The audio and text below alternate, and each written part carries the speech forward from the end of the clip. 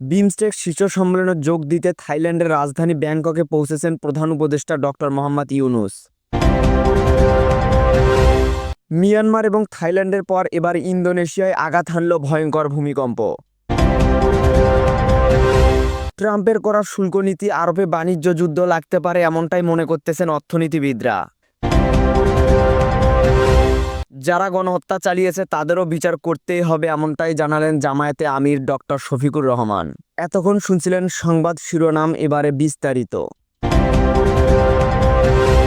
বিমস্টেক শীর্ষ সম্মেলনে যোগ দিতে আজ বৃহস্পতিবার ৩ এপ্রিল বাংলাদেশের প্রধান উপদেষ্টা ডক্টর মোহাম্মদ ইউনূস থাইল্যান্ডের রাজধানী ব্যাংককে পৌঁছেছেন। দুপুর ১২টায় প্রধান উপদেষ্টা ও তার সফর সঙ্গীদের বহনকারী বিমান বাংলাদেশ এয়ারলাইন্স ফ্লাইটটি সুবর্ণভূমি আন্তর্জাতিক বিমানবন্দরে অবতরণ করেন। এর আগে অধ্যাপক ইউনূস ও তার সফর সঙ্গীদের বহনকারী ফ্লাইটটি ঢাকার স্থানীয় সময় ৯টায় হযরত শাহজালাল আন্তর্জাতিক বিমানবন্দর ত্যাগ করে। ২ থেকে ৪ এপ্রিল ব্যাংককে বঙ্গোপসাগরীয় দেশগুলোর আঞ্চলিক সহযোগিতায় জোটের বিমস্টেক শীর্ষ সম্মেলন অনুষ্ঠিত হচ্ছে। সম্মেলনে বিমস্টেকভুক্ত বিভিন্ন দেশের সরকার ও রাষ্ট্রপ্রধানদের সঙ্গে দ্বিপক্ষীয় বৈঠক করবেন প্রধান উপদেষ্টা। এই সম্মেলনের ফাঁকে প্রধান উপদেষ্টা ডক্টর মোহাম্মদ ইউনূসের সঙ্গে ভারতের প্রধানমন্ত্রী নরেন্দ্র মোদীর বৈঠক হতে পারে বলে প্রধান উপদেষ্টার কার্যালয়ের একটি সূত্র জানিয়েছে। মিয়ানমার এবং থাইল্যান্ডে শক্তিশালী ভূমিকম্পে কয়েক হাজার মানুষের মৃত্যু এবং ধ্বংসের শোক না কেটে উঠতে এবার ইন্দোনেশিয়ায় আঘাত এনেছে ভয়ঙ্কর ভূমিকম্প। দেশটির মালুকু প্রদেশে 5.9 মাত্রার একটি ভূমিকম্প আঘাত এনেছে বলে জানা যায়। ইন্দোনেশিয়ার আবহাওয়া, জলবায়ু এবং ভূপদার্থবিদ্যা সংস্থা জানিয়েছে স্থানীয় সময় বৃহস্পতিবার ৩ এপ্রিল ভোরে ভূমিকম্প আঘাত হানে। তবে এতে বড় কোনো ক্ষয়ক্ষতি হয়নি বা বড় ঢেউ সৃষ্টি হয়নি। ভূমিকম্পটি ভোর ৪টা ৩ মিনিটে অনুভূত হয়, যার কেন্দ্রস্থল ছিল লোলোদা উপজেলা থেকে ১২১ কিলোমিটার দক্ষিণ পশ্চিমে, সমুদ্রতলের ৪২ কিলোমিটার গভীরে। ভোর ৪টা ৩১ মিনিটে সেখানে আবারও 4.9 মাত্রার একটি আফটার শক অনুভূত হয়। বর্তমান বিশ্বের সবচেয়ে ভূমিকম্প প্রবণ দেশগুলোর মধ্যে একটি হয়ে উঠেছে ইন্দোনেশিয়া, কারণ প্রশান্ত মহাসাগরীয় রিং অফ ফায়ারের পাশে অবস্থিত ইন্দোনেশিয়ার ১৩০টি সক্রিয় আগ্নেয়গিরি রয়েছে।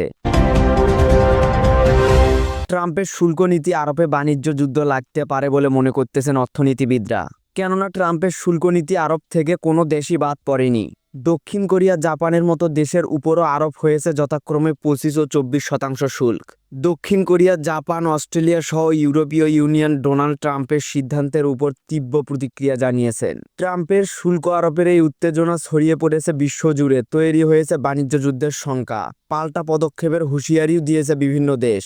দক্ষিণ কোরিয়ার বাণিজ্যমন্ত্রী ডুক জিউন বলেন, এটি দুঃখজনক। বিশ্ব বাণিজ্যের উপর মার্কিন শুল্ক আরোপ গভীরভাবে প্রভাব ফেলবে। ওয়াশিংটনের সাথে যত দ্রুত সম্ভব আমরা আলোচনায় বসব। যুক্তরাষ্ট্রের শুল্ক আরোপ সম্পূর্ণ ভিত্তিহীন ও অযৌক্তিক দাবি করেছেন অস্ট্রেলিয়া। অস্ট্রেলিয়ার প্রধানমন্ত্রী অ্যান্থনি আলবানিজ বলেন, এই শুল্ক আরোপের পিছনে ট্রাম্প প্রশাসনের কোনো ভিত্তি নেই, কোনো যুক্তি নেই। এটা আমাদের দুই দেশের অংশদারিত্বের ভিত্তির বিরুদ্ধে, এটা কোনো বন্ধুত্বর কাজ নয়। এরই মধ্যে পাল্টা পদক্ষেপ নিয়েছেন লাতিন আমেরিকার দেশ ব্রাজিল। দেশটির পণ্যের উপর শুল্ক আরোপ করে এমন যে কোনো দেশকে জবাব দিতে আইনও পাশ করেছেন ব্রাজিলের পার্লামেন্ট। জামায়াতে আমির ডক্টর শফিকুর রহমান বলেছেন, দীর্ঘ ১৬ বছরের ফ্যাসিবাদী অগ্রাসনের পর এবার দেশবাসী ভিন্ন আঙ্গিকে ঈদ উদযাপন করেছে। সোমবার সকালে বাইতুল মুকাররম জাতীয় মসজিদে অনুষ্ঠিত ঈদের প্রথম জামাতে নামাজ শেষে সাংবাদিকের এ কথা বলেন জামায়াতে আমির।